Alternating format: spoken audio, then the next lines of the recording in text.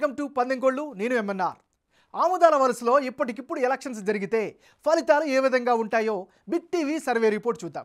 YCP తరపున గనక Tammineni Sitaram, TDP తరపున కూన రవికుమార్ ఎన్నికల బరిలో గనక దిగితే ఎవరికి విజయావకాశాలు ఉన్నాయి? తమ్మినేని సీతారాం వర్సెస్ కూన రవికుమార్ వీళ్ళిద్దరు గనక బరిలోకి దిగితే అప్పుడు వైసీపీకి 44% ఓటు షేర్ దక్కే అవకాశాలు ఉన్నట్లుగా తెలుస్తుంది. తెలుగుదేశం పార్టీకి 49% ఓటు షేర్ దక్కే ఛాన్సెస్ ఉన్నట్లుగా సర్వే రిపోర్ట్ తెలియజేస్తుంది. ఇక ఇతరులకు 7% ఓట్లు దక్కే ఛాన్సెస్ ఉన్నాయి. ఒకవేళ వైఎస్ఆర్ కాంగ్రెస్ పార్టీ తరపు నుంచి తమ్మినేని సీతారాంకి కనుక టికెట్ కన్ఫర్మ్ చేస్తే ఇప్పటికిప్పుడు ఎన్నికలు జరిగితే 44% ఓట్లు రాబట్టనున్నట్లు బిగ్ టీవీ సర్వేలో తేలింది.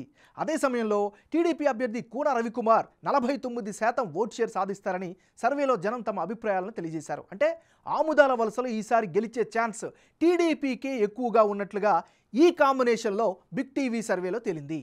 అదే సమయంలో వైసీపీ నుంచి సువ్వారి గాంధీ, టీడీపీ అభ్యర్థిగా కూన రవికుమార్ గనక పోటీ చేస్తే ఎవరికి గెలుపు అవకాశాలు ఉండబోతున్నాయి? ఇక తమ్మినేని ప్లేస్లో సువ్వారి గాంధీ బరిలో దిగి కూన రవికుమార్ గనక పోటీ చేస్తే అప్పుడు వైసీపీకి 42% ఓటు షేర్ వచ్చే అవకాశం కనిపిస్తుంది.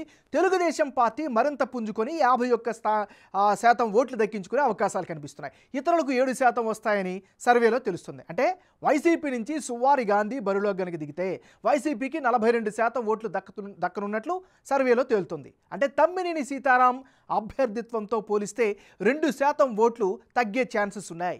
తెలుగుదేశం పార్టీకి 51% ఓట్లు సాధిస్తుందని సర్వేలో తేటతెల్లమవుతోంది. అంటే ఇప్పటికిప్పుడు ఎన్నికలు జరిగితే సమీకరణాల ఆధారంగా జనసేన మద్దతుతో తెలుగుదేశం పార్టీకే ఈ నియోజకవర్గంలో ఎక్కువ విజయావకాశాలు ఉన్నట్లు బిగ్ టీవీ సర్వేలో తేలింది.